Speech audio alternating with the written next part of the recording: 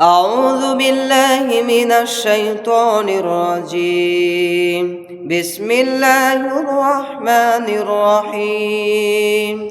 واذكر في الكتاب موسى إنه كان مخلصا وكان رسولا نبيا وناديناه من جانب الطور الأيمن وقربناه نجيا ووهبنا له من رحمتنا أخاه هارون نبيا واذكر في الكتاب إسماعيل إنه كان صادق الوعد وكان رسولا نبيا وكان يأمر أهله بالصلاة والزكاة وكان عند ربه مرضيا واذكر في الكتاب إدريس